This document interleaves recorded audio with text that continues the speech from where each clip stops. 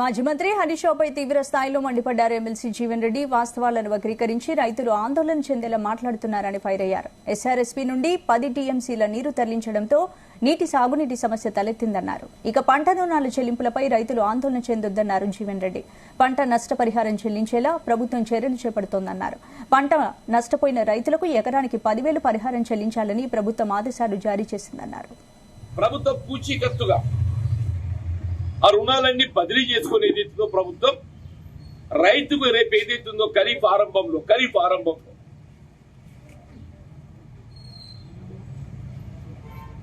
మళ్లీ రుణ ప్రక్రియ సజావుగా అమలు చేయబడే విధంగా చర్యలు చేపడుతుంది. బ్యాంకర్స్ తో ఏదైతుందో పలు దఫా చర్చలు జరిగినాయి. ఇప్పటికీ ప్రభుత్వం ఏదైతుందో బ్యాంకర్స్ తో పలు దఫా చర్చలు జరిగినాయి.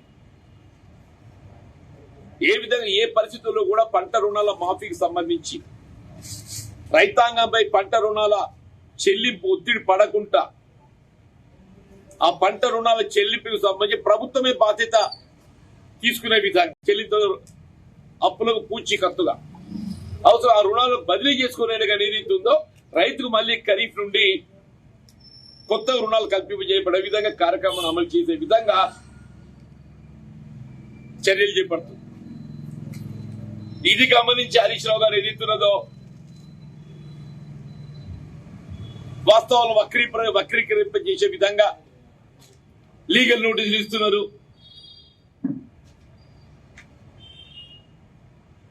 ఎక్కడ కూడా రైతాంగం పంట రుణాలకు సంబంధించి ఏ విధమైన ఆందోళన గురి కావాల్సిన అవసరం లేదు.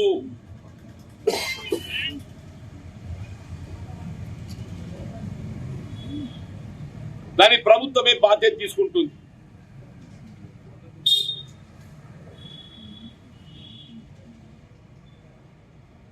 అకాల వర్షాలు, ప్రకృతి వైపరీత్యాల విషయం మాట్లాడతారే. నిజంగా చెప్తా గురువింద గింజ నీతి లాగుంది హరీష్ రావు చెప్పే మాటలు చూస్తుంటే.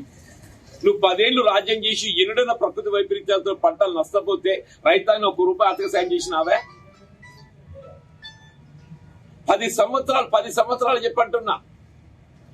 ఎన్నడైనా ప్రకృతి వైపరీత్యాలతో అకాల వర్షాలతో పంటలు నష్టపోతే రైతాంగానికి ఆదుకునే విధంగా ఏదిస్తుందో నేను ₹1 సాయం చేసినావేనడా నువ్వు? ఇవాళ ఇదే కాంగ్రెస్ ప్రభుత్వం రేవంత్ రెడ్డి గారు ఏదైతుందో ముఖ్యమంత్రిగా పంట నష్ట పరిహారాలు అంచనా వేయడంతో పాటుగా ₹10,000 ఆ పరిహారం చెల్లింపు చేసే విధంగా చర్యలు చేపడుతున్నారని చెప్పండి.